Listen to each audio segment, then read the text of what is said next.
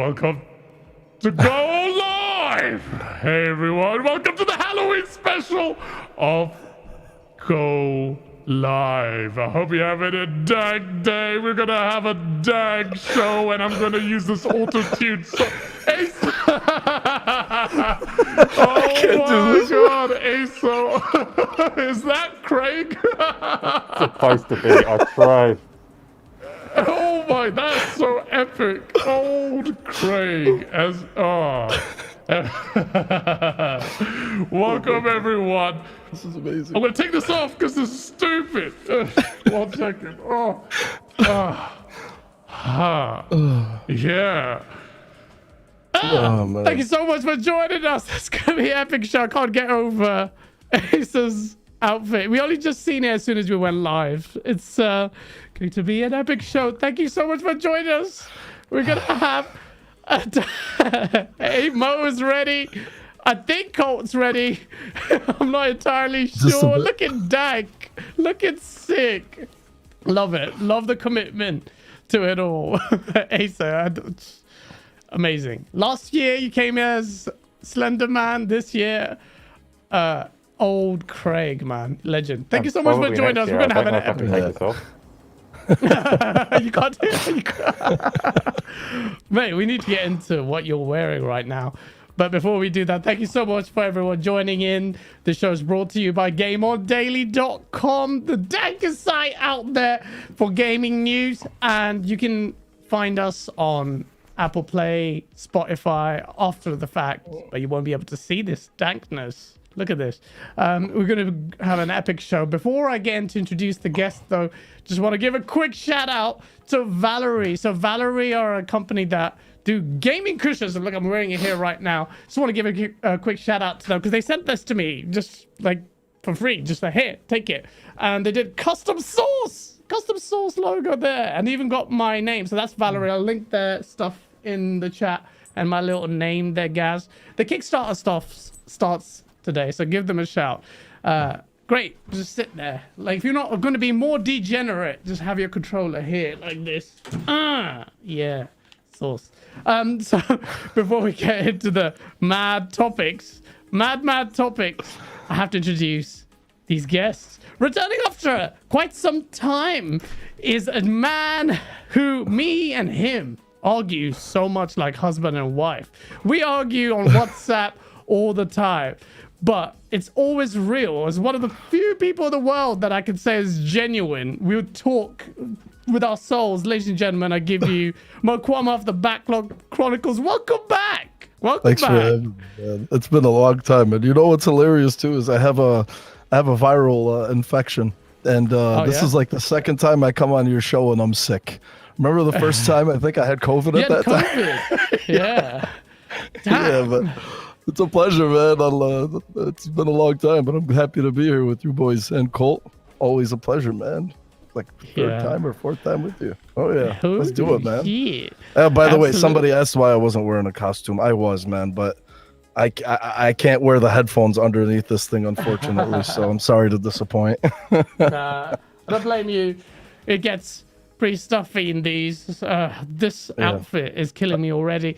But last, certainly not least, very appropriate for the event. Ladies and gentlemen, you may not know who that is under the mask, but it is Colt Eastwood dressed up in the full Guardians of the Galaxy outfit. How you doing, Colt?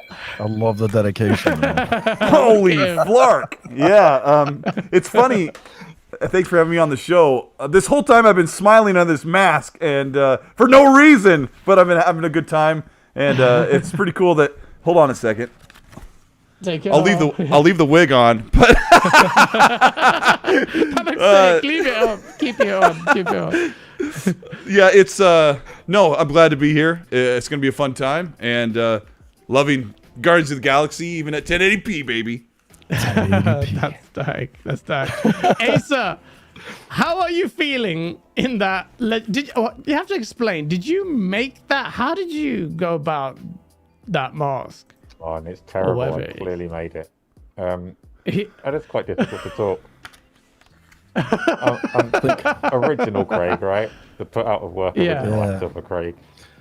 Your face has more texture than he did, though. So, but yeah, a lot more texture than he did. And on that topic, we have to talk about Halo. Halo Infinite was dominating the news again this week by a surprise announcement on a Monday that the campaign was going to be shown off. This is the one that all big Halo fans look at. He's got bloody Master Chief behind him, and he's wearing the gear, Mokwama. It's a big game for all of us. It's one of my biggest franchises. We did a video yesterday about how I felt about Halo Infinite, but I want to get the guest impression on this. Mo, we chat a lot. This was a big one. Halo Infinite had a lot to do. There was a lot to prove here, and I want to get your thoughts on what you saw with the campaign, whether that was good enough to do any damage. Well, did 343 redeem themselves after the not shambolic, that's a bit strong, after a bit of the failed initial reveal? What do you think? Yeah, you could say the I don't want to say failed initial reveal, maybe underwhelming. Underwhelming would be underwhelming would be more proper. Yeah, I mean, look, the whole point of this, of this re-reveal of the campaign footage is really just to show people, like, look, guys, we realized what we did, and then now here 1 year later, this is what we're doing.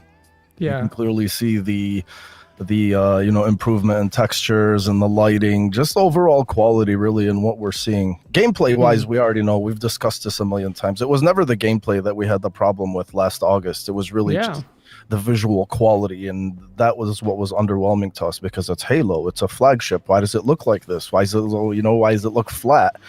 And then then they kept adding more, and they added more, and then they dropped the Inside Infinite, and obviously they gave us the new look at Craig and how he looks now, and it's just phenomenal work, man, what they did. And I really thought that was cool, in terms of like the little behind the scenes that the devs said themselves about Craig and what he represents to them. They have like a love-hate relationship with him, because they look at him and it kind of reminds them of the state of the game and how it was last year and how it is now. So obviously they're proud of that. But for me personally, I love where I like the direction that they're going with this. We've had these conversations with you. I've had these conversations with you and a few others too, just about the map and the icons, and things like that. And even the formula, the open world formula you're talking about. Yeah, but the thing is and one thing I was telling you is, open world, which is good because it's new for Halo. Open mission structure is new for Halo. It's been done in other games, but it hasn't been done in Halo. So that's what I'm curious to see, is what they did. And the other thing too is, me personally, like games like Ubisoft games or the formula or whatever it is, I don't like that fluff, too much of it, because it detracts from the main narrative. Whereas like now, this is kind of like God of War in an instance where you have a self-contained map and world. And the only thing I'm hoping for, everything to me looks great so far. I'm loving it. The only thing for me is to all these side missions and things that they're doing is to cohesively fit the narrative and to not drive you away from it. That's all I want. If they can manage to do that, and obviously give the story a proper continuation, conclusion, whatever you want to call it, it's going to be lights out, man. I'm really excited. Yeah, no, definitely. What about you, Colt? Are you excited? What are you thinking? He's got the hair, he's got the smile. Look at him, bro. He's locked and loaded, man. Come on, guys! Rocket, come on! Gosh dang, I love that game so much. We got to talk about it later, because people are freaking out. And that at Digital Foundry said it's 1080p. Like, man, the game just looks so rough. But as far as Halo Infinite, I know I don't have glasses on. It's Halloween, guys. Just chill. Just chill, brah. That's good. The thing with, Mo, you're talking about, like, the open world fluff. Like, is it, are they going to do it Far Cry? Far Cry does it way too much, right? Yeah, no. But I have zero concerns. I already know that Halo Infinite, this is their first time doing an semi-open world or an open world formula.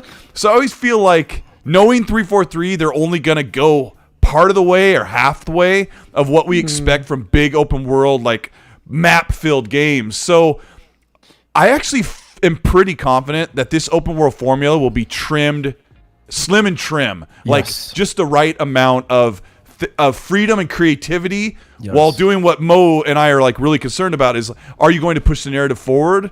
I feel like you can't take me seriously with this wonderful hair, I wish I really had. I'm gonna go get a toupee for E3, but I don't know. You're probably with me, Mo. I think they might have just the right amount of creative freedom and open gameplay that'll let you feel free, but still let you push the game forward. And I don't think Gaz and I were talking earlier today about how long we think the campaign will be, and it might only be 12 hours. And if you really mess around in the open world, it might be a little longer. I think it will be pretty slim and trim experience. I think it's going to be really cool. I'm excited. No concerns from me, really. Yeah. That's good. That's good. That's a far cry from how we were feeling the first time. Far cry. You like that part, huh? Yes. I hate you. Stop it. Before we get Acer's Craig's thoughts on the game, let me reach out to these member chats and super chats. Mr. Joanna Dark says, hello to you, gentlemen. I love the spirit of Halloween. Shout out to Acer for stopping by to show briefly in the comments. I appreciate it. Thank you, Joanna Dark. It means a lot. Hungry Channy, thank you so much for the $5 super chat. It goes, Halo Infinite looks terrible in pony vision. Oh, Hoggy with the sauce. Great for everyone who has normal vision. We'll get into a little bit of the selective takes on the visuals. Gunstar, thank you so much for the £5 super chat. He goes, the weapon AI is too dumb. He thinks she's actually Cortana. That's intentional. That is an intentional design for her. She's a new AI. They don't want to use any more advanced AIs like Cortana to avoid any more further. Interesting. Yes. So this is a brand new AI, and intentionally she's supposed to be a bit naive exactly. Nice. That's intentional by design. That's why she asks. I was designed to put Cortana. I'm paraphrasing. I was designed to put her down. Why? What did she do that was so wrong? This is to keep them in line, so they don't. So they don't end up doing basically what Cortana did. But But I think it's quite clever there. But we'll go into that. I just want to get Acer's thoughts generally on it before I reach Victor's super chat. Let me read that now, actually. They can structure it like Batman Arkham games. Arkham City and Knight were fine. An open world with story structure. That's a good point. I'm going to get into the structure of the open world game in a bit as well. What I think this is going for, to me, quite clearly, with that, and a lot of people not mentioning. Acer, what were your thoughts on it? Because I haven't really had your thoughts on the game this week, on the campaign overview trailer. Right. He goes forward. Acer, you always go all out. That's epic. the twisty straw. Halo. Can you actually hear me okay? I don't know. Yep. Yeah, so we can. I think right after last year's reveal of Halo, where everyone was really disappointed, the very first Halo Waypoint blog that they did, they started talking about what they were going to change to fix Halo.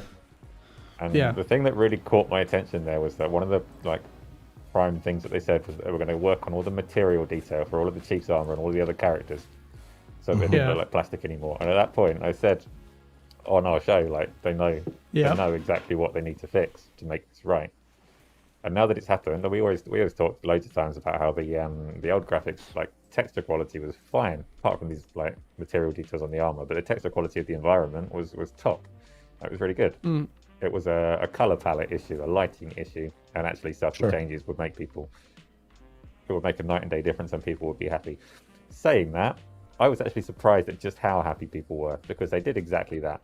They fixed exactly what they said they would do in the blog post, and they revamped the color palette entirely, and it's had such a polar opposite reaction. Now people love it, which is it's not that different.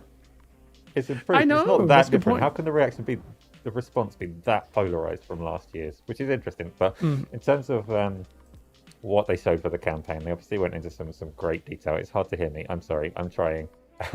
No, we can hear you fine. Actually, it's okay. I think the whole open world thing, Halo 1, 2, and 3 were fantastic at doing that, or making it feel that way. So they were linear, but they let you explore, and they let you approach any scenario however you wanted. If you saw like a Banshee going around, go for it. Not Halo 1, but you saw a Banshee flying around, it was an option. You didn't have to use it. You could if you wanted. So going open or semi-open, however Halo Infinite is going to do it, very much suits the franchise. Like, it suits the property. It could be great. And you see in the trailer, like, the verticality and the options that you have there look phenomenal. At the same time, it's very, very hard to pace a campaign in the way that Halo 1 would have done. Yeah. When you're giving the player the option to go and, like, take on that stronghold, take on that stronghold. There's something over there to go and do. So it might hurt. That's tricky, yeah. It might hurt the thing. We all need to see it and play it. But I understand people being concerned about that. Overall, though, yeah, it's looking fantastic. It's looking great fun. It's looking like it does all of the things that people love about Halo. So hopefully it will do that. Yeah, no, definitely. There are. I'm kind of touched on that in my video. There are challenges there. The pacing, the open world game formula. Before I go into that, though, you guys mentioned, I just want to touch upon this interesting point about Cortana and the new AI. It's almost like they're gearing up to make you feel like almost a replacement to Cortana. Here's a fresh one. Here, build a rapport with this AI. She's fresh off the new, because it's more endearing now. You're starting from scratch. You've got an AI. There's I think it's a clever move there, because I don't know. I haven't played the game. It's not spoilers or anything, but I guess Cortana's rampant now. She's gone to the point of no return there. She's done a lot of damage. She's now bad. Even if she came back and got her brain cells or memory cells, I don't know how it works with the AI. It's kind of, they've geared this new AI to replace her, and it looks like that she's such a feature in this is a retreading of the mendicant bias and offensive bias story. If you guys with the Halo lore, yes. Offensive bias was created to combat mendicant bias. He was a slightly dumber version, because mendicant ended up being corrupted by... You've got to give a little bit of context to people here, because not everyone knows. Shoot. So mendicant this is pre-humans learning to... They got devolved millions of years ago, and the Forerunners created two AIs. Now, they're going to be really important in Halo Infinite. One main AI. The mendicant bias was the AI created. Yeah, go ahead. Yeah, and that's where he had a conversation with the Flood. He got corrupted after a 50-year conversation. Very long conversation. He got a lot of super chats in that conversation, I'm sure. But then going to your point about the second AI, I forgot the name again. Offensive bias. Offensive bias, that's it, yeah. So it's like the parallel there. Right? Because Mendicant turned on the Forerunners and he assisted the Flood. So what's happening now is you have this advanced AI in Cortana who's actually no longer in rampancy. She was cured. You know, or at least you want to call it cured. Yeah. So now she's taking control of all of the AIs across the universe or across the galaxy or whatever. And there was another AI, a dumber AI that was created to combat her. And it's going to be really interesting to see what they do with it. Yeah. Very clever idea. But the open world I want to talk about, because that's a big concern for a lot of people. A lot of people very quickly mention Far Cry. And that is a risk, but I don't see... When I saw it, I was actually really impressed. To me, it looks like 343 are going for Zelda Breath of the Wild vibes, even from the way you've got these key mega structures in the background. They're always there. You've got this amazing sandbox with all these little subsystems there with the vehicles. And I think when I saw that, I thought this could be a 90+ meta quite easy if it hits those vibes. This is Colt. In terms of the open world, we talked about game length there. In terms of the formula in itself, did you ever play Breath of the Wild? Yeah, for like 20 minutes. Yeah, I'm not a big Nintendo guy. Of course I played Phoenix Rising, Immortals Phoenix Rising, which a lot of people say has some of the same mechanics. Yeah, it does. I don't, when I heard you say that in your video, I'm like, I know you're onto something. I just didn't know by personal experience.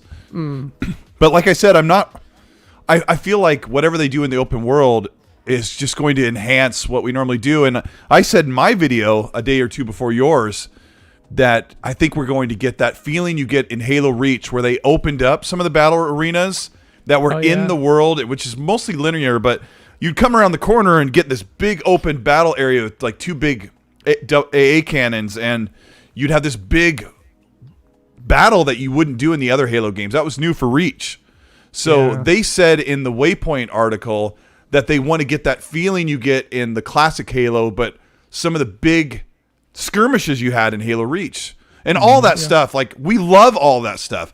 Everybody loves Reach. Like, they love Halo 3 and Reach and 1 and 2. And then after that, they're like, well, you know, they kind of start splitting off. I'm not. I've really come to a point where you and I are really strong about delay Halo. And of course, we still would want them to delay it for the campaign co-op. I think that's super important. We're not the only ones. Joseph Staten also said it. But I am getting more and more confident in what is on offer at launch. I'm really excited. And I don't see a lot of concern in the general public. I've kept my eyes out. I've seen people talking. I think at this point that fans and doubters are kind of like, this could be really good. And I think they may have finally kind of figured things out. Yeah, Right. I think so. I will say on the gameplay point, a lot of people come at me now with the delay Halo, and I love it. Keep coming at me. People are asking now, because I did a very positive kind of, well, there was some critique or concern there. Concern, I don't know why I'm doing this. There was concern in my live video yesterday about the story and all that. But question on delay Halo, after looking at the gameplay, after watching how good it looks, I'm even more convinced they should delay Halo. Why? Because the game is screaming co-op. Like, this big open world, there could be so much there. Not going to hammer the point home because everyone gets really touchy, but I mentioned that for some reason they can't handle discourse, which actually gives me more incentive to say, yeah, delay Halo. I think they should, but it's a dead horse at this point. But I want to talk about the visual side. Asa mentioned a very good point about the upgrades were significant in many ways. There were comparisons. You did a very good video, Colt, about the old and the new. And you can see it's night and day. Like someone said, only like some selective fanboys will not give it its due. Nah. In fact, Halo Xbox official Twitter posts, they compare the old, how it started, how it's going. It's almost like this great marketing campaign based on the failures of 343 at the start. They use subtle graphical enhancements, though, that have impressed people. Mo, Ace asked a good question. He's surprised by the reaction, almost polar opposite to what it was before. To me, it seems like after a year, people's expectations have normalized a little bit after they've played next-gen games a bit more. They had lofty expectations combined with a 2018 Slipspace engine that was really misrepresenting what the engine was capable of doing at this early stage anyway. Do you think we're a bit more forgiving of Halo Infinite's visuals because our expectations have now kind of in check now that we've played more next-gen games? This has multiple layers. First of all, I think what the reason why so many, as you're saying, so many are forgiving is not only just because of how our expectations have been since we've been with these consoles for the past year, but also because of the fact that they've been so transparent with us from the day that they ended up delaying the game. They every update, everything that's substantial that they've added to the game, they've shown us. The 2 or 3 flights that they've done, they really impressed us. That's multiplayer, obviously. I mean, not campaign.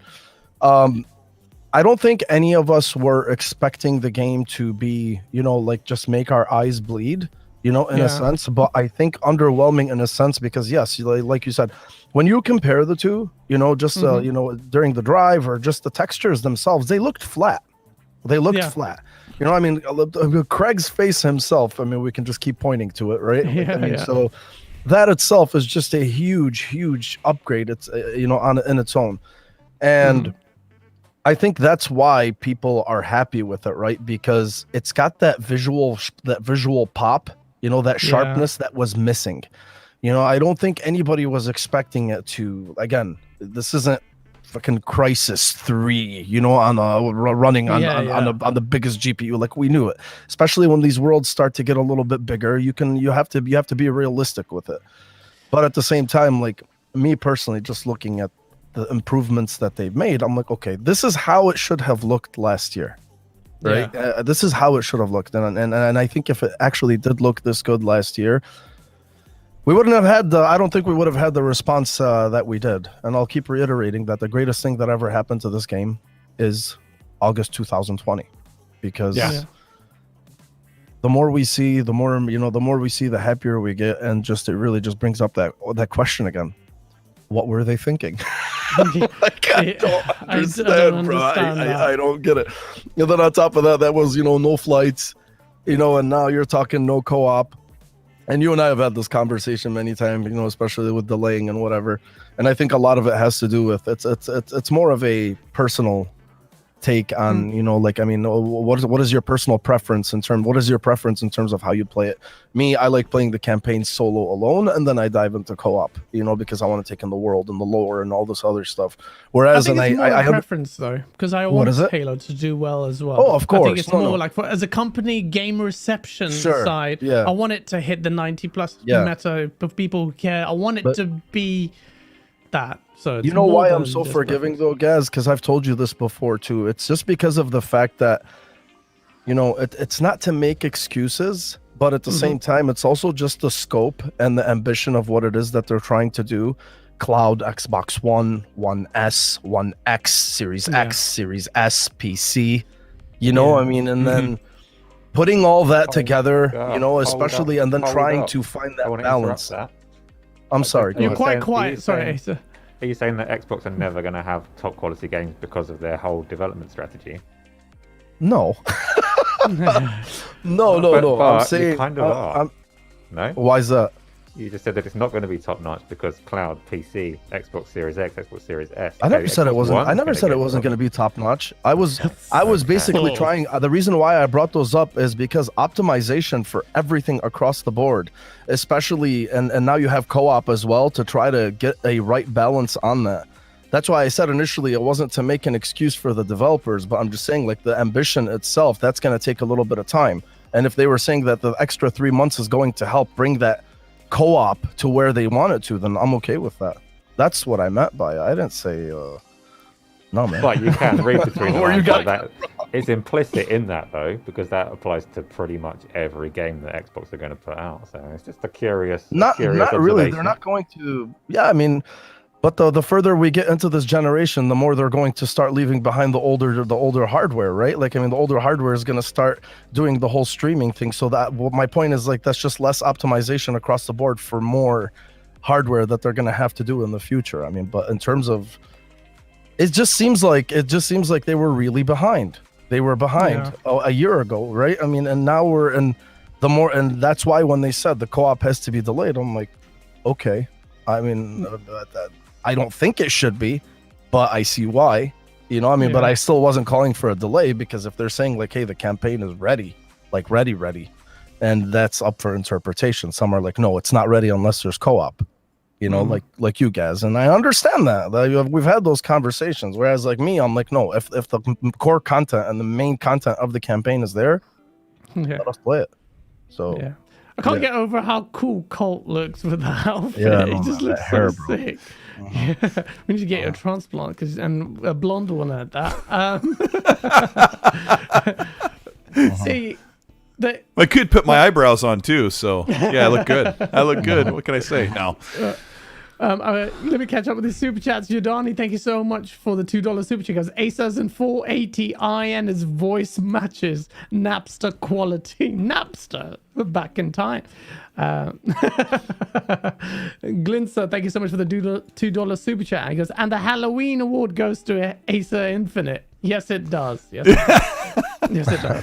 See, Halo is so divisive. Look, you see here, we can argue about it in so many different ways because it represents more than just Halo. It represents Xbox. And so you're going to get these questions. Is that, Halo's supposed to lead the way, so I can see both sides of the argument here. It's a good discussion there. There's definitely nuance there. Yeah, definitely. I think we've kind of covered Halo. I think we can talk about it for ages, but I don't know in chat if there's anything particular about the campaign impressions you want to make. Well, I do want to touch upon the story, if very quickly. That's the thing I'm a little bit worried about for no particular reason other than what I've seen so far and the game as a service model. Colt, I know you're not massive Halo lore nerd. Not many people are. Not many people are. No one's going to read Greg Bear's books and understand them, let alone because deep sci-fi. But do you care about the narrative deeply? Do you, or what do you want from it? What would make you happy with the Halo Infinite? I don't know about, like, I know the story pretty well, and I remember the story of each of the games, and narrative's super important. Like, the lore thing is not so important to me, as long as the self-contained campaign is really great, because Halo ODST is my absolute favorite Halo overall, and I will arm wrestle somebody for it. It's amazing. It just I will arm wrestle you for that. Don't know why people like that, but yeah. I love it. It's got so much atmosphere, and anyway, I think this stuff's important.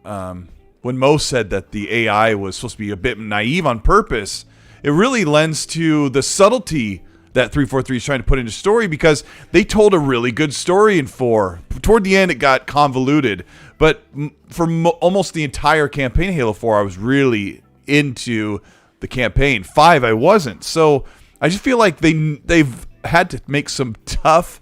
They've had to get punished for the way that they've taken Halo, and I really hope that they've taken Halo Infinite and built this really great story and this great experience. And if you watch that cinematic that both of you and I used in our videos of Master Chief in Zero Gravity going through all of that destruction and how he pushes aside and throws aside the Covenant, and then he carefully grabs like a fallen soldier and pays a second of respect, a moment of respect, right? Yes. And gently moves them out of the way. Like, these subtleties and the way that I don't know. I'm sure you guys remember when we first saw the trailer last year, when he talks to that AI. I don't remember when that was. Yeah, I guess that was last year. It just had a lot of emotion in it, because Cortana wasn't there. Master Chief's got that helmet on, and you can see his face. Like, I personally could see his face. Like, he was having a hard time. Do you know what I'm saying? Yeah. They're going to run. Yeah, I think they know that they hit a good point with 4. You know, in terms of humanizing him more. He was less of a robot. You know. He was just, let's be honest with each other, man. We've all loved Chief since Halo 1, but he was more of a robot with just a voice. Whereas, like, with 4, they gave him emotion and they humanized him. And I think they kind of got away from. I mean, the story in 5, I'm not going to retread it, you know, but that's why they've made such a point of saying Chief. You're going to play as Chief. This is the story of Chief. You know what I mean? So, and then on top of that, the recent trailer with him, you know, when they show like that with Cortana in his hands, and then he kind of like closes it. That's also, I think, an indication of where they're going to go with it as well, right? Like how's he thinking? How's he taking this? So, I love it, man. I really can't wait to see, you know, how deep they go with this. Yeah, definitely. Asa, in terms of the game as a service and wrapping up the narrative, and then giving us enough to be happy with whatever notion they have of a conclusion. This is a trilogy. This is supposed to end the trilogy. Yet at the same time, they're going to support it for 10 years. How do you think they will tackle that as far as the core campaign content is concerned, narrative-wise? That's the question that I'm surprised is not asked very often. Because they've not really told us. They've told us that this is the Halo for 10 years. And that makes a lot of sense on the multiplayer side of things. Now, it's awkward to have a conversation because I've met us all. No, we're back. We're back. Oh. No, we're loading. I will keep an eye on for you and let you know. Yeah, we're good. Minor connection issue. Please bear with us. Hopefully it's all fine now. So, I can't remember what I was saying before it disconnected. You were saying how we don't know what direction they're going to take in we terms don't of the know. live so service. We know they've positioned it as the Halo for 10 years, and that makes a whole load of sense for multiplayer. We know that you can keep a multiplayer game going for 10 years.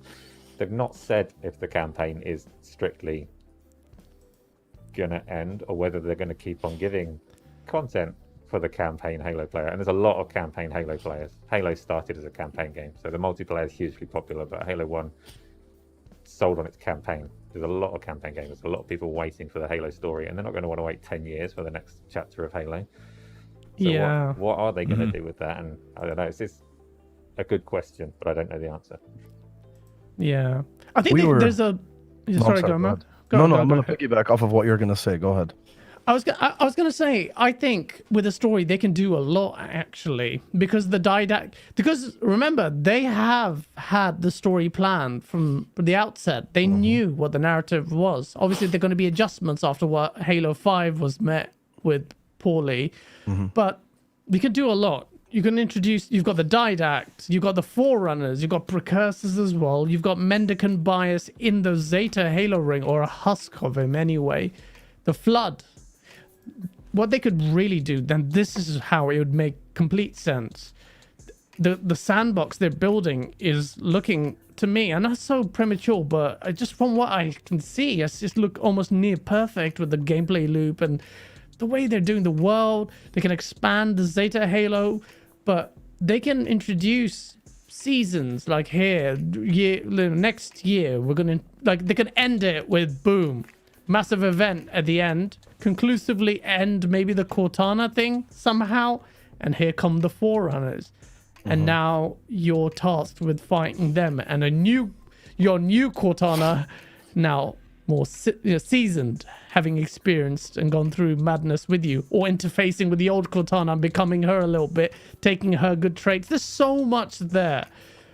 Has to be very careful though. Sorry, Mo, before I interrupt you. What do you think? No, man. No, you're good. I agree with you. And we were actually I had this conversation with a few people the other day because people are like, I just brought it up. I'm like, who's going to be the final boss in this game?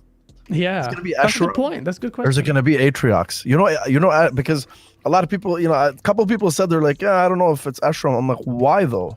I'm like, Ashram was at the end of the main two campaign playthroughs that we've seen. And now they also put him in that new commercial, that they released the day after the campaign playthrough.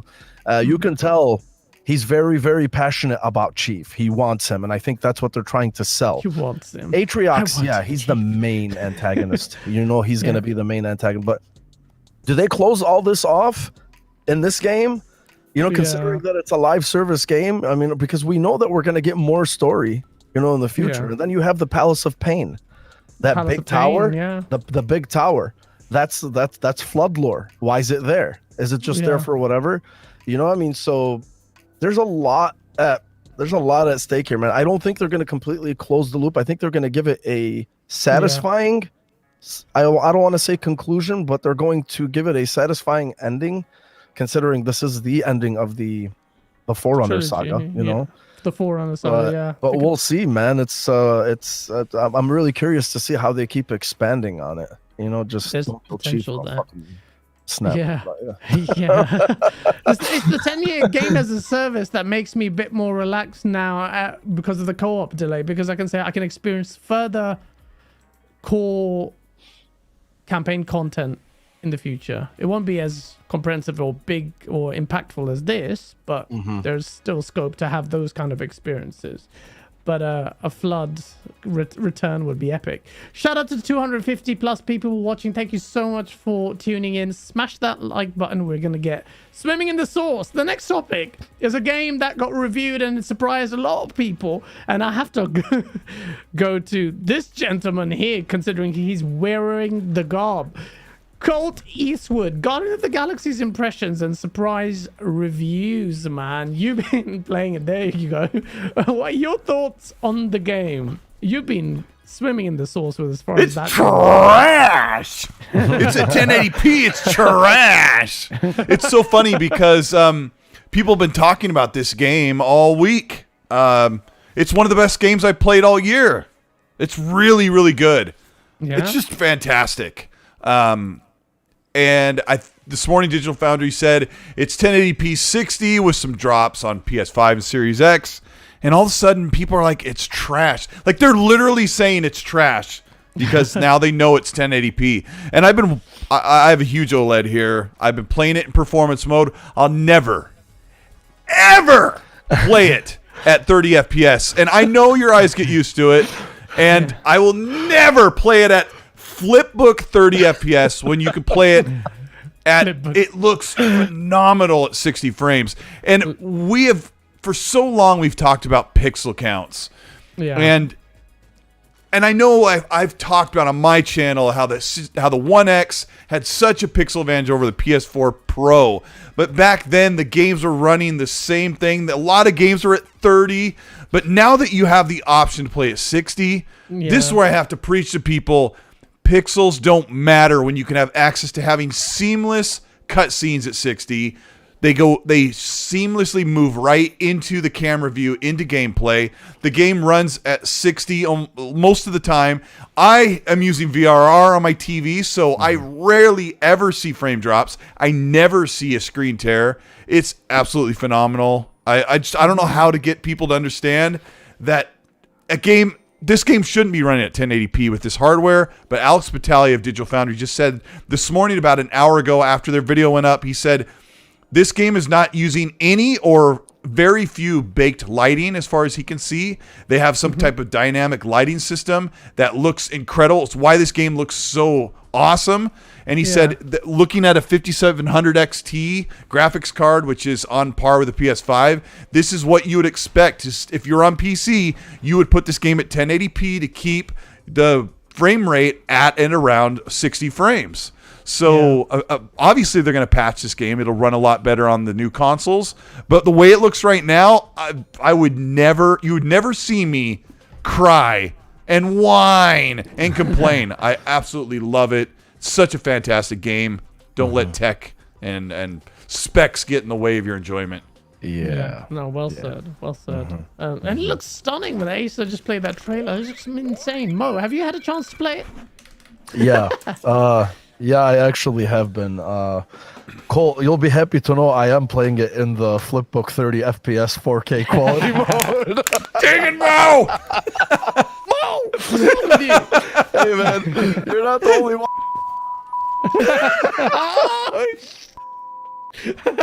It's Ace's worst nightmare. Yeah, I know, man. I know. The guys on the show don't like it either. I think it's hilarious.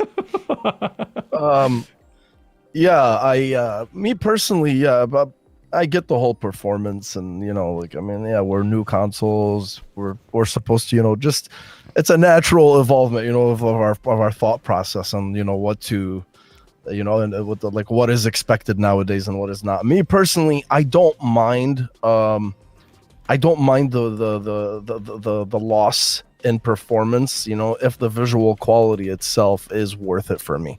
Right? I'm a visuals whore, I'll admit it, but not at the cost of just shitty gameplay. This game actually plays and performs pretty well in its quality mode, and it's just stunning, man. It's gorgeous. There's so much detail, and that's what I love about, and that's why I'm enjoying it so much too, is because believe it or not, because it's linear. So it allows them to inject more of these beautiful details that we see, kind of like in Naughty Dog games, for instance. We talk about how beautiful their games are and why there's so much detail in this, because of the linearity, and that's what it allows. And this game itself, man, it's fun. It's fun to play. I'm not a comics person, right? My comics experience comes with, I'm a filthy casual when it comes to it, either movies or video games. I've watched the Guardians movies and I think they're awesome. And this just hits that point and nails it so well.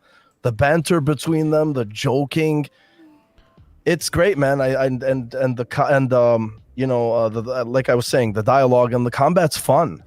Just being able to call on them. Initially, I was kind of hesitant. Honestly, I wasn't even planning on buying this. I swear to God, I wasn't. Same. I was not planning on buying it, man. But then, I'm like, I don't want to just play as Star-Lord. But the way they integrate the rest of the Guardians into the gameplay itself, it's pretty fun, man. It really, really is fun, and I think it's deserving of the praise that it's receiving right now. So I'm enjoying it, man. I'm loving it. for sure. Yeah, it was a surprise for a lot of people. Asa, you've been playing it. You're giving away a copy of the game as well. What are your thoughts on it? And does it make up for Marvel's Avengers? True, I am doing a competition to give it away. Look at my Twitter account for that, guys. I need to ask you first, though. So you've got Colt insisting that he'd only play at 60 frames per second regardless of the resolution. And you've got Mo saying the opposite. He's gone for the resolution mode flipbook. Which one would you play if you had the game right now? I'm sorry. I haven't played it. Depends on how... I do think you can enjoy games at 30. I think you can. I mean, we had Depends to on the for a type of decade. game. Yeah. We had so to for a decade, so. I'm hearing these console guys talk about 60. Like, Colt, shut up. You come to What? the time. I played Ratchet and Clank in quality mode. Yeah. I enjoyed it, dude. I mean, nice. it's beautiful. Like, I mean, I loved the heck out of Red Dead Redemption 2 at 30. I loved it 100%. But I didn't have access to 60 FPS on Xbox. I'm just kidding. I would prefer 60. I will try how good it looks because the thing Cyberpunk surprised me when I played it on PC, and the ray tracing was so good that I couldn't go back to turning it off, and I was playing sub 40 FPS, and that for me was surprising. I was like, okay, I can't. But from speaking and hearing what Colt's saying, I think you don't take much of a hit graphically on performance mode. I have to see. It's not. I don't have a You take a resolution hit. You take more than anything. Yeah. That's and fine maybe by some level me. of detail, but here, let me give a little speech, and Asa will back me up on this. I'm going to give a speech to all you console peasants. All right, I'm going to. I mean, really, you 30 FPS. I'm going to give this speech. I did this a long time ago on my YouTube channel. Back when I had my channel was so small that I'd get like 40 people to view my videos. I did this video about how 60 is better than 30. And when you play at 60, better said, when you play at 30, you're getting half of those quality visuals every millisecond. You're getting half of the visuals. So at 16 millisecond refreshes, you're only getting those at 33 millisecond gaps. So when you switch back and forth, I feel like it's a flip book, because when you turn the camera goes like, it's hard to show this on a podcast, but on a stream, but when the camera will pan like this at 60, in 30 it will automatically pan like this. And you'll get and it is flutter is what I call it. And when you look at stuff coming at you, or when you move the camera moves like you're looking through a picket fence as you drive by it. And you get used to it. Your mind gets accustomed to it. And there are only certain games like Ghost Recon Wildlands or the Forza Horizon games at 30 that have a long, drawn-out motion blur that passes beyond the frame rate gaps. So when you move every frame, the motion blur stretches out like taffy between those, and you don't see that flutter. But Guardians of the Galaxy is definitely one, and Control are big, like third-person games. When you turn the camera, it looks like you're looking at it through a picket fence, and it's just not worth it.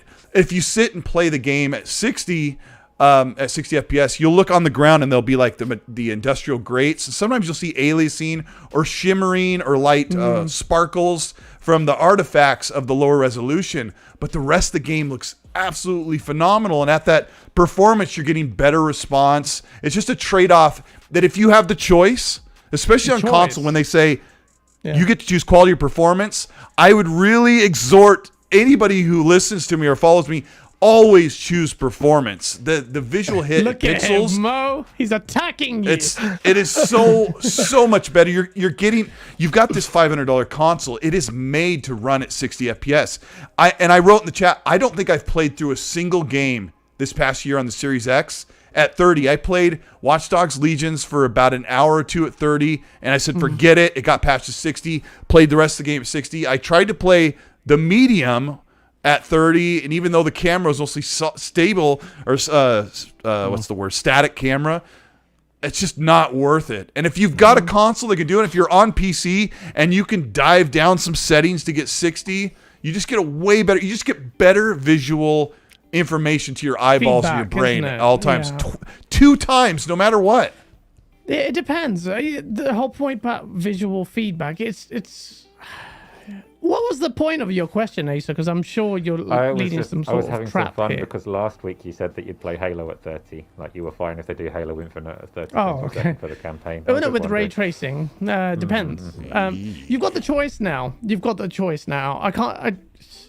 Halo for me is more than just the gameplay loop. I would not play multiplayer at 30. That would just be stupid. But I mean, everybody did that at Destiny for like 6 years, right? They played Destiny 1 and 2 at 30 FPS until they got the new consoles. And honestly, those people that did, you had to settle. Then there were some people in our community that went to PC because they didn't want to play an open world game. Even the multiplayer was 30 on Destiny. So yeah, I don't know. No, it's not that straight. It's good to get differing views. Asa, what are you saying? Just bringing it back to Guardians of the Galaxy. So I haven't actually played that much. I've only played the opening hour or so. I played it at 4K and 60 frames per second with ray tracing because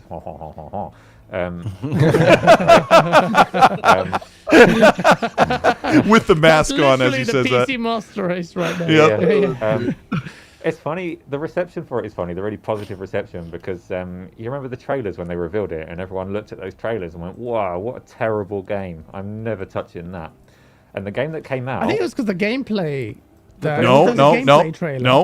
Avengers. But I think that those trailers that came out were perfectly representative of what the game is. I don't think they sold it wrong. A lot of those trailers were at 30, Asa. That was one of the problems. A lot of the trailers I saw, I'm like, it looks rough. And I'm like, why is this game at 30? Most of those gameplay trailers were at 30 FPS. See, that's fair. Like for you, that's fair. But a lot of people had other problems with those trailers. One of them being the fact that you only control Star-Lord and you. Yes. My voice gone. No, as in their voices.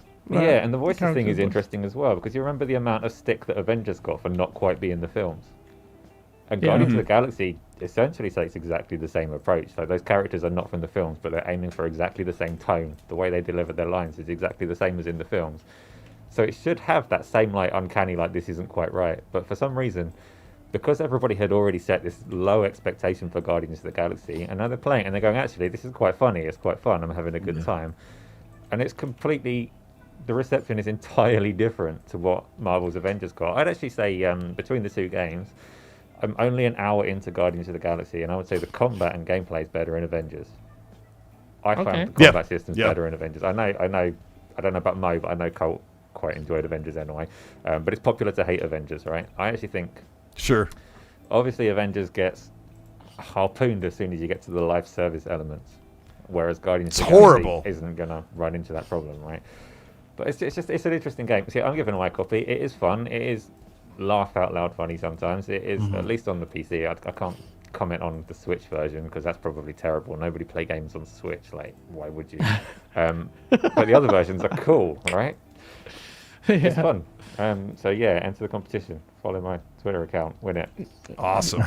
yeah, definitely. Yeah, and I'll say really quickly, I didn't like Avengers at all, and then I figured out how to ignore all the live service and just mainline the story. And playing a store and Captain America was really great. And Ace is right. The combat is way more enjoyable in Guardians. So those people that mainline Avengers ignored all the other nonsense. They're like, yeah, I mean, that's pretty good. If you play Guardians, you're like, wow, this is really, really good. And I think Ace is right that people had this expectations. You lower your expectations so low that Guardians, it's way better than an 80 or 83 on Meta. It's going to be way up at the top for me this year. For sure. Yeah. So good. Leonardo says you're lying. Only birds can see in 60 frames per second. Fair enough. If that's what you think. I haven't played it yet. I'm going to play it. I haven't played either, but I haven't even played Spider-Man. But before I get rebuked for that, let me move to the next topic. Gas! I'm a fraud. So PlayStation PC. PlayStation PC ruffled a few feathers. Sony is embracing The PC Master Race, ladies and gentlemen, PlayStation PC, the banner came out, and damn, people lost their minds. I was like, should I do a source video? I've already done one. This guy's going to be in like A&E, like just going to be rushed after if I keep lording it over them. I want to talk to you about this Colt PlayStation PC. What's happening? Is this the inevitable? Because I think Erica actually she was on our show and she made a little video and you were featuring in there and you were on this show saying it just can't be sustainable. It's the future. So what's your take on PlayStation PC? We have foretold that PlayStation would go to PC for 4 years. Your feeble mind cannot contain. Somebody said, "Why do I look like Marty McFly?" Funny. You do look like Marty McFly. That's a sick shot. Who said that? Shoot, Sean did. Anyway, I think it was Sean. Yeah, Sean. I gotta give props where we give props. What was your question? PlayStation PC. We've been talking about it for almost 4 years. Sean Layden has been telling you that it's not a walled garden. Jim Ryan has been telling you that they've been hiring people to get their games on multiple platforms. And they've been trying to warm up the pot for the boiling pot for the frogs that are going to be sitting in there and just basking in the glory of the warm water. I really think, I feel like I've said this on your show before, but I really feel like PlayStation thinks it's super important. I don't think it's important at all, but they think it's super important to slowly ease their fan base into an idea that they're special.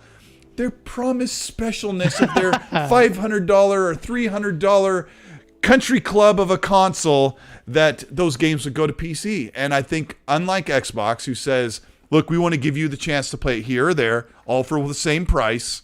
You know, you buy one, you get two, right? PlayStation feels like we have to be so careful.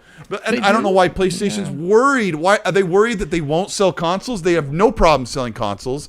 And they've dumped millions and millions and millions of dollars into R&D to make a console, only to either lose money or make $2 on every single unit, which I think right now they're making a couple bucks finally. So it's just the right thing to do to put them on PC, but their fan base is not ready for it, and they've damage controlled, Gaz and Asa. They've damage controlled and said they're not doing date and date. It's good. They're making the PC guys wait so our console feels special longer. Yeah. No, I'm just kidding. That's a terrible visual, but I mean, they are upset. Like, they're running to Twitter Spaces. They're having therapy sessions, free therapy sessions on Twitter Space. Join my Twitter Space. It's gonna be okay. We're still special. And they're not doing day and date. And then they're like, well, we might do 6 months from launch, but we're still special for 6 months.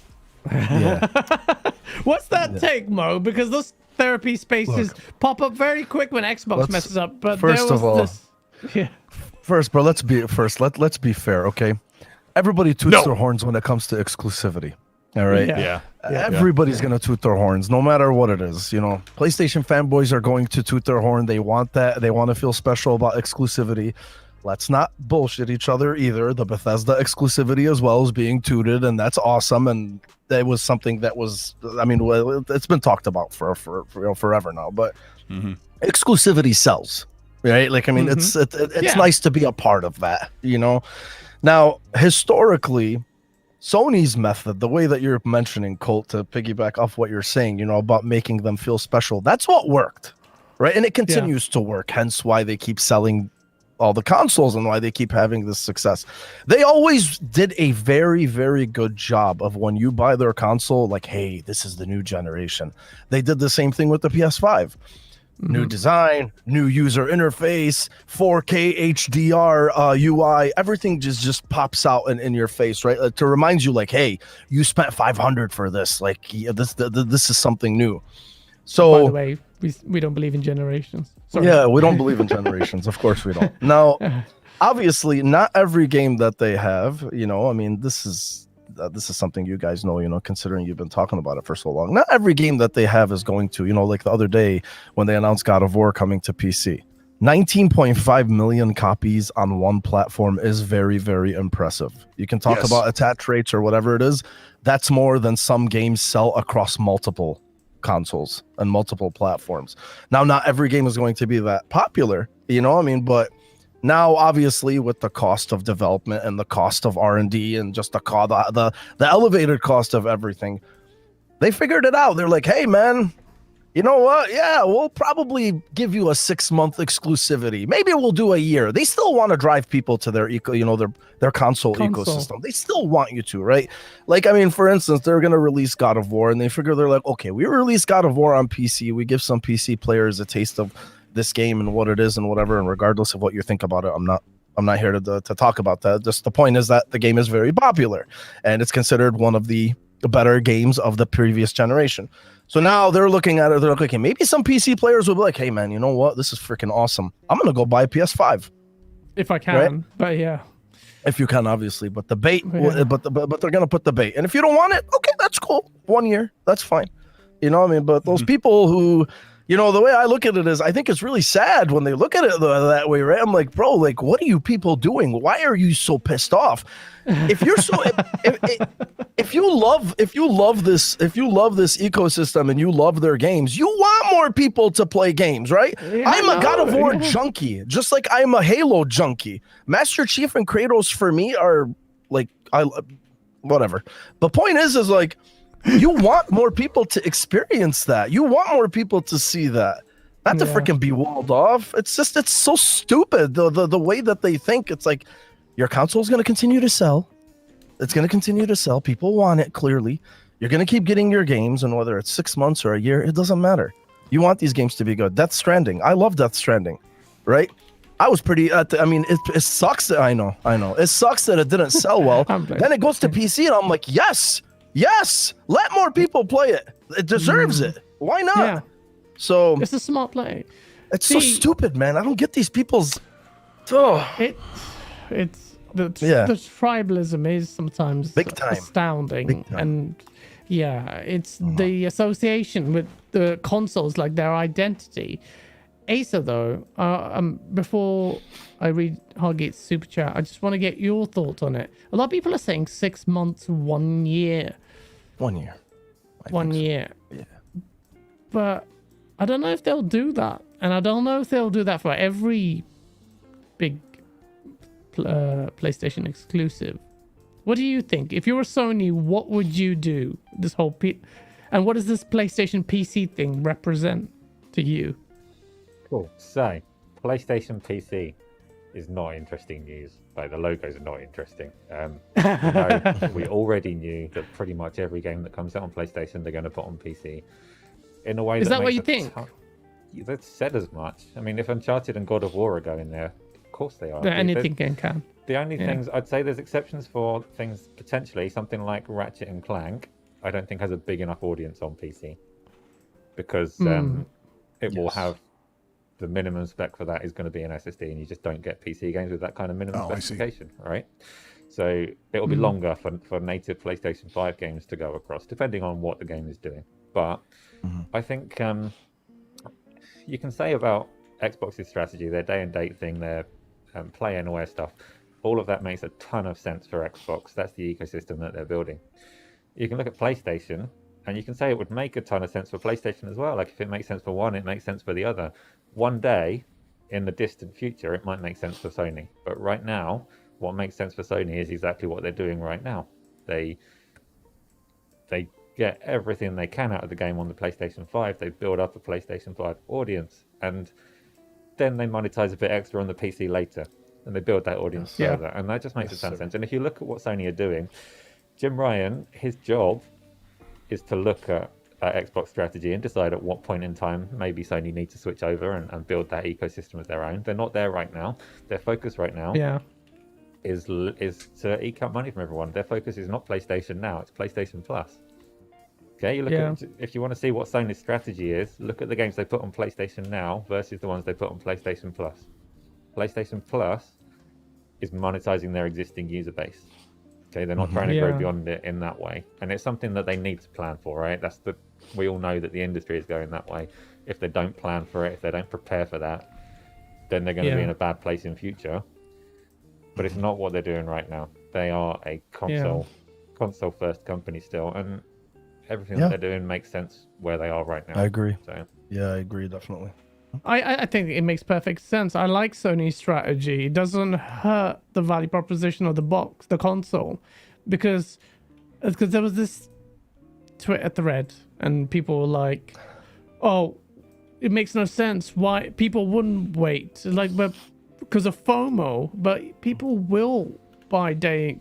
People can't wait 3 months for Halo. You think they're gonna wait, an undisclosed time for God of War? It doesn't. Sony's strategy makes complete sense. It's not perhaps pro gamer like pro consumer like Xbox. Phil Spencer, obviously he would say this, talks against it. He said, "Look, we don't make people pay twice. We've told you day one," and that should be applauded. That's great, but that lines up with their strategy. But in terms of business, PlayStation's model isn't that wrong, and this model isn't egregious anyway. It makes them look bad when you draw comparisons with Xbox, but it makes sense. It's what I would do if I was Sony and PlayStation. And when have I been wrong, right? Yeah. You know. The other thing too, man. Look, man, we talk about this competition, and how it's been ramped up and it's awesome. But realistically speaking, it's Nintendo at the end of the day who gets away with so much shit. Everything. As much as people complain about, people, a pro gamer, like you were saying, with Xbox's moves and what they've done and how they've kind of exposed those things from the Sony side, and Sony continues to work on it, right? Like, I mean, that's the strategy.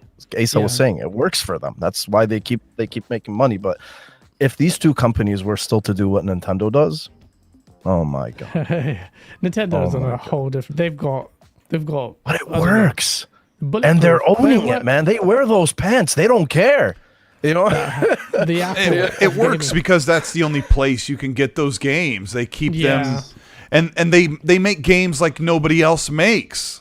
And I know PlayStation also makes their exclusives are unique, and you see third-party multi-plat AAA publishers and developers trying to chase some of that formula that Sony has done. And then you see Xbox try to chase some of the formula that Nintendo has done. They're not really chasing PlayStation. So you have to have something unique. But when you look at Xbox saying, we want you to, if you buy our games from us, we're going to reward you by letting you play them however you want on an Xbox One or on a Series X or a $300 Series S, or on a PC, or even on a browser. And that's as long as the games are great, people will come in. And as far as, do they need to make sure that people buy a PS5 before they start going to PC? They don't have to do that. They just have to make great games and say, I want to play them. And console gamers are always going to buy a console. They always will. And some of them will buy a PC. But even the Xbox One, I said this the other day, like, the console is not irrelevant as long as there are millions and millions and millions of people buying the console and playing on there. And the Xbox One suffered a 6 or 7 year period of absolute deadness, and they still sold 50 million Xbox Ones. In a time, like the Wii U sold like 12 million and then just died, right? Yeah. But the Xbox still persisted because people want to play with an Xbox controller. They still want to play on a wireless console controller. They still want that console experience. And I don't need to give you the speech. I've been on gaming PC, as I point to mine over here, with a wireless controller. I get the console-like experience with better performance. You can do whatever you want. At the time, just the era right now to lock everything down on one piece of plastic, it's totally going away. And you just need to get used to it. It's a good thing. Yeah. No, it is definitely a good thing. It's definitely a good thing. So Hoggy Channy, thank you so much for the $10 super chat. He goes, since PlayStation makes very cinematic games, PC should be the best place to play those games with the higher end GPUs. Is it actually better to play those games on PC over PlayStation? Will Sony make them better on PlayStation? The PC isn't a static device. There's a higher cost of entry. And there are more complications to get a similar experience on a PC than a console. It's not that black and white, Hargate. So, you know, if you want a definitive experience of a PlayStation game that you're willing to wait for an undisclosed amount of time, then yeah, fine, maybe PC. But then you better have a dank PC. I've got 2070. It's gonna struggle to make any game look as good as the Series X and PlayStation 5 game. So yeah, I mean, and again, console gamers will be console gamers. Some are moving to PC, or many are, but yeah, I don't think there's going to be a mass exodus to PC because PC. It's interesting because the games that they've released so far have been PlayStation 4 games, and what they've added to them has been relatively subtle. So you get the resolution and the performance, but they haven't gone, hang on a minute, this is a PC version, let's put like ray trace reflections everywhere. They haven't done that. Okay, so they've stayed they've stayed within reason, and they've not hurt their kind of fan base. You can get a good experience, particularly if you've got the PlayStation 5. The one that's going to be interesting is Uncharted 4 when that comes out, because that's coming out remastered on the PlayStation 5 and the PC at the same time. So we'll see what they do in terms of whether they go all out on that PC version, what they bring to the PlayStation. Because obviously, as soon as you bring ray tracing to the PlayStation 4, then from what we've seen so far, you're mostly looking at 30 frames per second or a compromise on resolution. So there's a lot of room for a PC version of a PlayStation 5 game to blow the PlayStation 5 version out of the water. And we'll see if Sony are concerned about that or not. But do you think PlayStation would purposely hamper the PC version's upgrade? I think you'll get, like for like, you'll get essentially the PlayStation 5 version, but you'll be able to do frames and resolution as you see fit. What about ray tracing? And I don't think...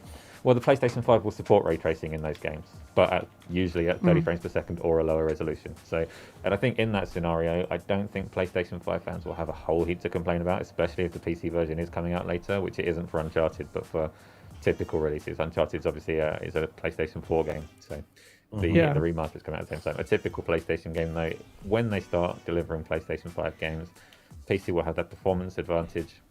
I don't think they'll add a lot beyond that, and I think that's probably for them best way not to upset anybody, because a PC player is typically happy if they can throw their hardware at performance, and a PlayStation 5 level game is sufficient that you can just throw that hardware at performance. And I think everyone, no, that's a lie. You never get a scenario where everyone is content, right? But the same people, most people should be content with that. They'll be covering both bases quite well. Yeah, fair enough. Well said. Hoggy, thank you so much for the $5 super chat again. He goes, the people who complain about exclusives don't play games. Gamers play where the games are. Fanboys aren't playing more than a handful of games a year. That's a good point. We love exclusives, right, Mo? We talk about exclusives so much, but ultimately, multiplats are the ones that sell the most a lot of the time, apart from these watershed moments with like God of War that sold like big ones. This is why we're in this situation. Jim Ryan said that the PlayStation consumer base is not enough, and God of War, like Mo said, like God of War sold 20 million, which is like incredible for any game multi-platter exclusive. But games, he said it so, Mo said it so perfectly. Just rewind when he said it, that the games cost more and more money, and if you can bring them to more people, and you still get a really special experience on the PlayStation, because here's the most special part about playing an exclusive on the PlayStation instead of on PC. You only spent $500 and you're getting a high-end, top quality experience. Shout out to Marlon. on your shout out to it's like Marlon you've got this Gaming huge Nation. Marlon Game Nation. You're getting a great experience on your preferred setup. And I don't know, like that whole thing, that special thing, it needs to go away. It's over. Yeah. No, yeah, definitely, man. That's again, like look at Horizon. Horizon comes out on PC, and what they make a 250% return on investment in how many months? Oh, really? I did not know that. 250%. ROI, and I forgotten how many months. I want to say maximum 6 months or less. I can't remember. Damn. Yeah, and then like when God of War comes to, when it was released on Steam for pre-order, it shot up to #1 right away. Like, I mean, of course they're gonna. This is inevitable. Come on. It's stupid if they didn't do it, because then if you're a PlayStation fan, you should be happy because PlayStation's making more money means more games, better games, bigger budgets. It's No, guys, just, if you're a Good, bro. PlayStation fan, you shouldn't care how much money they're making. Stop caring how much money these corporations Oh, are thank making. you. Yes. no, as in your company's not going to get tanked in this very competitive arena. In fact, today, well, not this week, PlayStation announced that, or someone announced, I don't know who announced it, 13.4 million PS5 sold worldwide, and PlayStation is Sony's most profitable department, whatever, Bar none. by big factor there. So it's good if you're worried. I see PlayStation guys worried that Sony's gonna go. I see Xbox guys celebrating that PlayStation's gonna be killed. So there is that's who's addressed that. But yeah, Peter Morland, I can see a hat, and I think it's a Source hat. He goes, thank you so much for the £5 super chat. He goes, exclusivity is a bore. Let the game's quality decide success, not the platform. Well said. P.S. Loving my new Source hat. So here's your Source hat. Shout out to you. Thank you for buying our merch. Check out our GameOnDaily.store if you want to buy our dank merch. And going to create more dank stuff there. I also was very quickly going to talk about wait 1 second, where's it gone? My article's disappeared. Well, forget the sales thing, because sales is a bit boring. I want to talk about this game. I thought this was a troll, so I saw it for a while, and now I don't know, nowadays the rumor mill's crazy, but this happens, and it sounds like it's happened because multiple sources are saying this is true. Enter the Wu-Tang. I know the lyrics to Triumph by heart, but I want to impose that on you. Yeah. But for Wu-Tang fans, Triumph, who wants to hear freestyle from me? Enter the Wu-Tang. Apparently, a Wu-Tang game is which is amazing if it's true, and it's an RPG. Are you a Wu-Tang fan, Mo? Did you play the PlayStation game, Wu-Tang Shaolin style? No, I did not. I love Wu-Tang. I used to listen to them when I was younger, but I'm not gonna lie to you, bro. I'm not Wu-Tang. I'm not on board with this, man. Like, I mean, I don't know. Shut the I mean, I don't think. I just want to know, like, I mean, why Wu-Tang, right? Like, I mean, that's it. Like, I mean, why not Wu-Tang? I don't know, man. I'll wait for you guys' opinions. Socrates' philosophies and hypotheses can't define how we drop in these mockeries. Lyrically performed armed robbery. Flee with the lottery. Possibly this spotted me. Battle scar show. Okay. I'll talk. Fine. Look, I'll see. Honestly, I'll see what happens and what kind of game it's like, and maybe I'll revisit the show and I'll eat my words again, you know, and I'll happily do it. You know me, man. I love admitting when I'm wrong. I don't care, you know. I mean, but like as of now, like I just didn't feel like this announcement just excited me much, you know. Like, I mean, I was like, okay, I'm glad people are happy about it, but I didn't feel like the world needed a Wu-Tang Clain RPG. You know, Yes, I mean, it does. That's precisely what the world needs today. In the era of shit music, this is what it needs. A game where proper rap. Oh man, like Wu-Tang, man. Like, look at this. Bro, this looks sick. I remember playing this in my chipped PlayStation. Didn't get to play as much as I wanted to, but... Gas! Oh, I shouldn't have said that. But piracy's bad. Are you echoing Mo's sentiments there? The world doesn't need a Wu-Tang Clan game. I don't know. Oh my gosh, look at this thing. I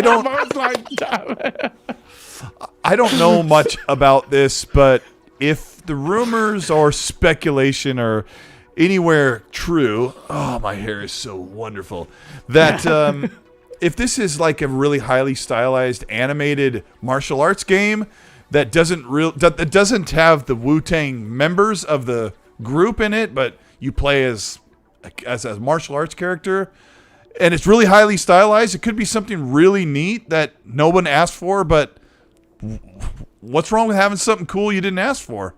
Maybe this is it. And I also think this must be something Xbox like walked by at the storefront and saw through the window and went, what is that? What is that? Will you take that for $20? And they're like, yeah. And then we get this cool game in Game Pass. Maybe it's going to be really cool. Some people are really excited. So I'm kind of in the camp like, I don't care, but maybe it's just going to be a nice surprise hit. And we've had quite a few of those lately. Little surprise hits like Guardians of the Galaxy. Yeah. Well, definitely. The internet's gonna remember what you said, and they are. See, going look, to... look at Steezy Bones. See, he's right. The Def Jam game was fire. Like Def Jam. That's what what I'm kind of thinking of as well. I wanted Def Jam Fight for New York or like a Oh, that was remaster or sick. something. That's like, Oh, that has to happen. yeah, that's why. Like I saw Wu-Tang. I thought Def Jam Fight for Yeah, New I York, also and I'm like, thought Def why, Jam. man? That's like, Yeah. yeah, They you know, should've that's made that. where I'm coming from. Honestly, I'm just butthurt. It is so left field, isn't it? Yeah, I it's know. so left field. Yeah, definitely. Yeah, it is. Asa, before I get to you, because I know you're a massive Wu-Tang Clan fan, Lanza, thank you so much for the $5 super chat. Are you ready? Are you man inside? Got you strapped down to your seat. Really excited for a Wu-Tang game. It will have great music and deep martial arts. Asa, Wu-Tang Clan. No, I don't care. Did you ever listen to their music? Do you listen to music? Do you enjoy music? I will never tell you my secrets. So chat, I've asked him, I said, yo, what's your music taste? He will not tell me. If you can guess in chat what kind of music Asa likes, if he does listen to music, that'd be great. But There are people out there that just really don't know or care much about music. Yeah. They really are. They have different, but they could tell you everything about sports, or they could tell you anything about a certain hobby. But there are some people out there. I am a music junkie, but Wu-Tang is not one of those things. I am a gangster rap junkie, but Wu-Tang never came into my sphere of musical interests, so I couldn't even tell you what songs they do. Yeah, no, they're so. If you can check Triumph, man, like so good. Everyone's bars are mad. It's long, so genius, man.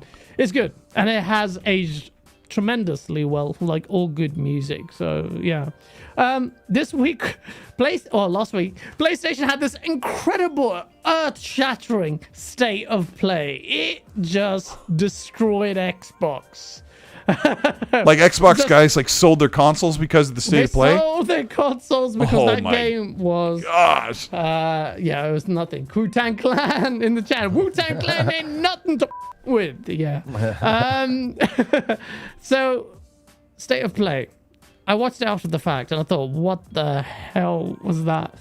Maybe it's kind of cool that they do these shows, but Cole, remember when you watched that Xbox One when I fell asleep in party chat? Oh yeah, with the trebuchets for Age of Empires, and I was like, hey, Gaz, and you're like, oh, it was like 5 minutes left. He's like, oh, I legit fell asleep. I'm like, bro, that was horrible. Yeah.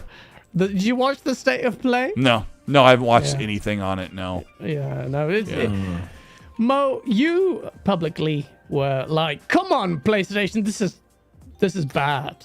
Well, what were your take on it? I basically I said, I'm like, well, PlayStation, I love you, but come on, man, this could have been a PS blog entry. You know, I mean, that's really what it was. You know, I mean, because when you put state of play, regardless of whether you diffuse people's expectations or not, still, that's a 20-minute presentation that historically does show some things that some people care about. That's not to downplay anything. I'm sure there's probably something there that some people liked. You know, standouts are, you know, a little preview of Little Devil Inside, which is cool. I think that's a multi-platform game. Is it? I can't remember. You know, there's little, but like in terms of like, as far as what I remember from the show itself, it's Little Devil Inside and Death's Door coming to PlayStation, right? Yeah. And that's it. So for me, like, I just looked at it. 15. I didn't feel like it necessitated a 20-minute presentation, you know, like to demand people's attention. Like, I really think that it would have. These announcements could have just been a PS blog entry and called it a day. And then instead of blowing your load on a PS on a state of play, save that for one that would, you know, where people would actually be really, really invested, you know, because historically they are pretty decent, you know, like, I mean, they have some good showings. So that's really what annoyed me about it. I'm like, this did not require a 20-minute state of play. Like, these are all interesting point. That's a very good point. Asa Mo's saying, you know, because state of plays have had certain quality bar, you're diluting that quality by having these shows. Not saying that these are terrible games, but there's a certain expectation with these shows. And maybe state of play, if you keep doing this, then people aren't going to be excited when you want them to be, when you do have that big state of play show. What are your thoughts on it? Did you watch it? It's a difficult one because watching a 20-minute YouTube presentation isn't a great hardship, right? So they're not asking you to fly to America. It really isn't. Oh, I can't believe I wasted 10 minutes on this video. I get that all the time. Yeah, I love it. But it wasn't a great state of play, but I didn't leave my chair to go and see it. It's not the end of the world for me. And you talk about how difficult it is for small games to get exposure. And then you also talk about shutting down the limited exposure that they've got because you're not interested, and it's a tough balance because the thing is Sony have been talking a lot less than Xbox. They've got a very quiet holiday season next to Xbox, and people are just desperate for them to fight back. If they can't do it, should they just stop talking entirely and stop giving exposure to these little games that they have got? I don't know. But yeah, it was a fairly disappointing show overall.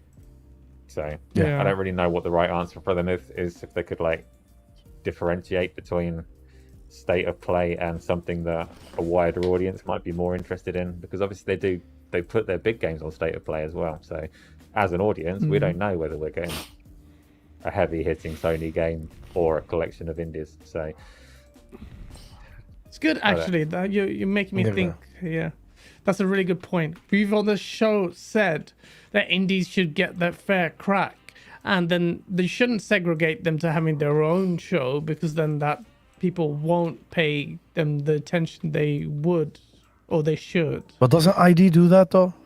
Isn't that ID at Xbox? Isn't that an indie show? It is. Go ahead. In terms of sometimes, because there's so much good stuff, and the problem with indies, not with indies, is the way we perceive indie games or treat indie games as a community. As a community, I agree. And maybe PlayStation should be lauded for doing a special show. It's a great point, and I perhaps revise my view. A shit show is still a shit show, but at the same time, at least the spirit is in showing more games, and you've got quiet holiday period, like Asa says. So, what, you just want to sit them twiddling their thumbs? No. Yeah, that's the thing too. There has to be some sort of, they have to try to maintain relevance somehow. And this isn't a knock. Again, like we were just talking about, they're doing very well. So it's not. Yeah, they know, man. Look, it's one of those holiday periods where they know that they don't have any first party output coming, and they're obviously going to rely on third party being Battlefield, Call of Duty, and whatever else that comes out. Historically, console manufacturers have done that before. You'll be surprised to know how much they actually lean on third party sales. It quite helps a bit. carry. It's where they get most of their money. People really underestimate that, so it's going to happen. And I think they're just kind of saying hi, we're here, but okay, we'll see you next year in February, so it's true. But you should discount the importance of multiplats. That's says predominantly their money comes from. Absolutely, man. That name, Weeaboo 2024. Thank you so much for the £5 super chat. Since Halo GP, I think it might be like Breath of the Wild's ability to take out the big boss straight away or build up skills and more story. 2 difficulties, normal and legendary. #source. I don't think they would do that like Crackdown, like Zelda, because I think they would talk about it a lot more. They would make a lot more noise about it, but it might happen. Leonard says maybe Asa listens to Gaz's autotune. I can confirm he does not willingly anyway. Yodani, thank you so much for the $5 super chat. The holiday season is loaded with Game Pass bangers. Asa is right. Also, February is overloaded. If you're not on Xbox or PC, you best protect your neck. Nice. I like that ending there. It is pretty loaded, and February is busy, and it is a very, very dank holiday season. And on that note, we've got Forza Horizon 5's review embargo lifts on Thursday. And I want to get everyone's predictions for the Metacritic score. Oh gosh. Yeah. What do you think, Colt? You one of the lucky few people to play the game, along with select members of press. Yeah, I got an hour and a half of preview content last month, which also gave me unlimited map exploration just to mess around, play the game. So I was a little worried about the content on offer being derivative of 4. But I'm going to put I hate Metacritic. I'm going to put my prediction at a 90. 90? That's what I would put. When everything settles at the end of the 2 days of the outlets putting in their stuff, that it'll settle at a 90. Okay. I can't say anything more, but I just think that it's great. It's going to be a great game. I can't say anything else. It's going to be a great game, he says. He can't say anything else.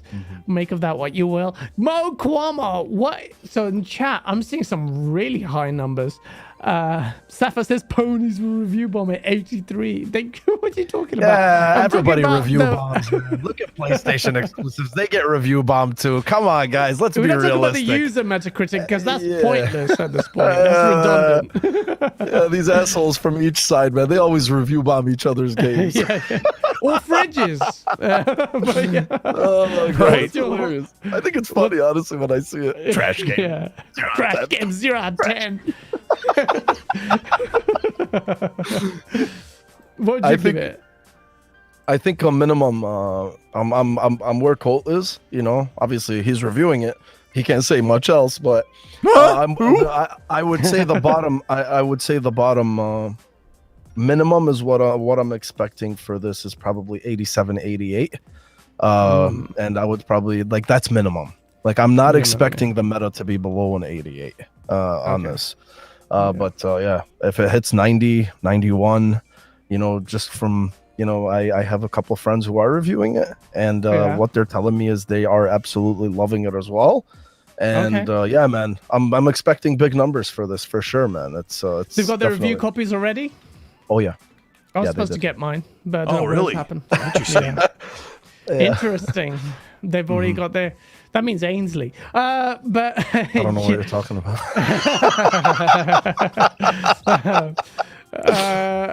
Asa, you're more of a motorsport than a Horizon fan. No? Yes. No, I'm more of a Horizon fan. But also above and beyond both of those, I prefer racing in VR, which is obviously not common. I would pretty much die for a Forza Horizon game in VR. I'd play that forever. That would be a game for life. But I don't get that. Forza Horizon 5 is gonna review really well. I think the only thing that anyone will knock it for is exactly like Colt said. It's derivative of 3 and 4. So it really depends what audience people are trying to please when they're giving it a score. But it's going to do well. It's going to be a great game. That's a good point there. What audience they're pleasing. No doubt, man. Yeah. So we're settling in. A lot of MVP says 95. It's Timmy says 91, 92, 93 by Yadani, 92 by Hoggy. It's just the 90s. Massive 90. 90. I think 90 dead. If you really want to see something, I mean, I hate meta, just like Colt does. And usually I even on our show, I always refer to Open Critic. I can't stand Metacritic. It's just one of those things. But to actually see, it's really remarkable to see games that, sustain that level over 90. I remember when Metroid Dread came out, I was looking at, historically, the Metroid Prime to this day is one of the highest rated games of all time. 97, right? I mean, and you're talking 100% positive reviews. That's amazing. I mean, so Yeah, I'm with you guys. I love the the enthusiasm. Really, and I know it's gonna be great, but still, yeah, like 88, 90, 91, like that's nowadays, that is exceptional. That is, Yeah. Oh yeah. So yeah. So if it hits the 90 plus, even 89, but 90 plus is a success. I think at this stage, we know the game is going to be good. The question of that derivative gameplay and the half-life in that enjoyment is going to be a big question. I do think, having not played the game, that Forza needs to change it up after Forza Horizon 5. It has to change. It has to do something different. If it's going to be a Tokyo one, not just bigger map or consolidate all the regions you played before into one big game, they need to do something a little bit different. Not because they've almost made it perfect. It's near perfect, this formula, but things need to change. But for now, I'm really excited for Forza Horizon 5. This game, the setting looks way better than the UK. We're from the UK and it's dead. Like, we see enough of it. Enough rain. There's nothing happening. Mexico. Yeah. Come to us, Mexico looks mad. The great game, the locales, makes me want to visit Mexico. I've had a few friends who go there, so it's mad. Music, weather, geography, it's all there. Music, man. weather, culture, geography is just so sick. Yeah, for sure. I can't wait. I can't wait. 90 Metacritic, I would say average. Let's see in chat. We're going to find out this Thursday, and it's going to be war in the console war space, because I love it, because I'm a petty man. Thank you so much for everyone joining us. We've had a great show. Let's go to Mexico, Udani. Let's do it. I'm down. We get lit. Don't know if you can party as hard as I do, though, but let's see. Shout out to everyone. Please check out GameOnDaily.store if you want to buy our merch. Support us so I can finally quit my job and make more videos for you people. That's all I want to do. That's all I want to do is quit my... Colt's like, quit your job, guys. Quit your job. I do. I tell him every day when he's stressed and he wants to make content so he can entertain you guys and just get your voice out there. I'm like... He's like, I have so much work. I'm like, quit your job. Make pennies every day. Enjoy the life with us. Yeah. Enjoy it. Do support us, and we will put all our efforts into entertaining you. That's who we are.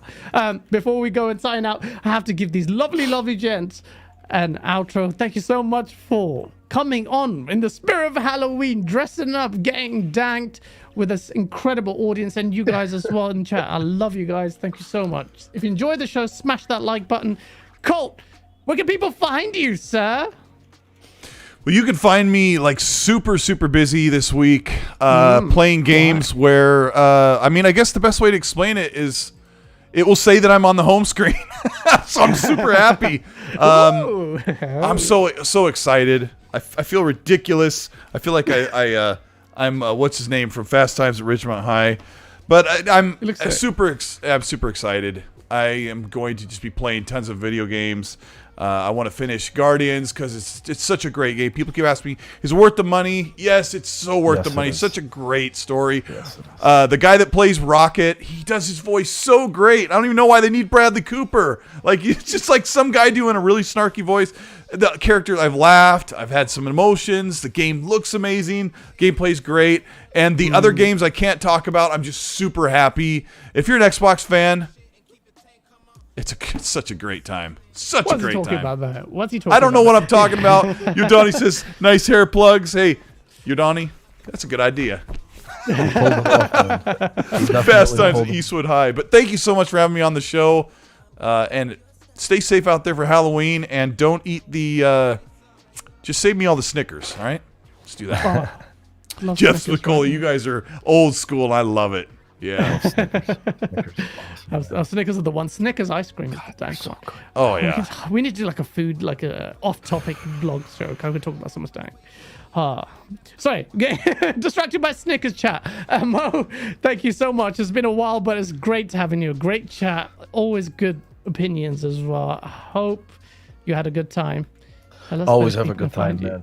Appreciate you, boys. You guys are my brothers. I really love being here. I love talking to you guys. The banter, Colt, always a pleasure as always, man. I think it's maybe like the 4th show I do with you, so it's always fun doing them with you as well. Yeah, I wouldn't know you if it wasn't for these guys. So thanks to Mo and Game On Daily. Absolutely. Sunday nights we have a podcast that we do live 8 p.m. Check it out. EST. Backlog Chronicles podcast. So that's usually more of the shit that I do over here. That Gaz allowed me to be myself, so I appreciate it.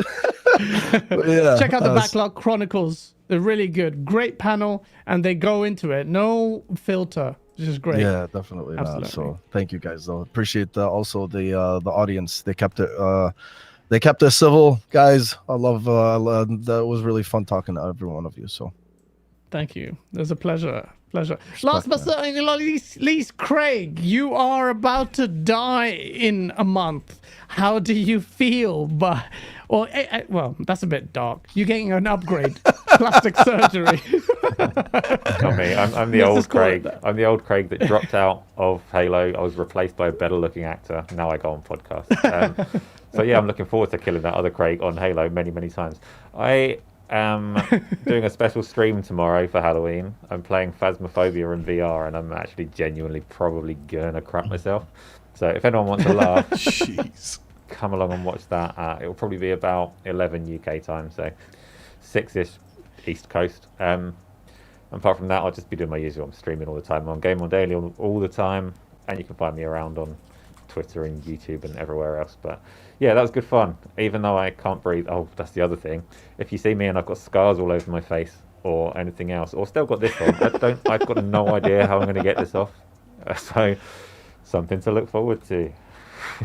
The dedication. Gaz, the dedication of Asa. He's amazing. I know. I knew he was going to do something. Last year, he was a Splendor Man, looked mad. I had some stupid skeleton mask. I was like, all right, he took this seriously. I tried, but China sent me this crap mask which I had to tear eye holes over. Amazon, why did you give me my money back? I don't know if you will now, but bit teaser in the next Source video. Thank you so much for joining us. It has been an epic show. Please check out GameOnDaily.com for your news. Follow these people, and we'll see you next time on the show. Yeah.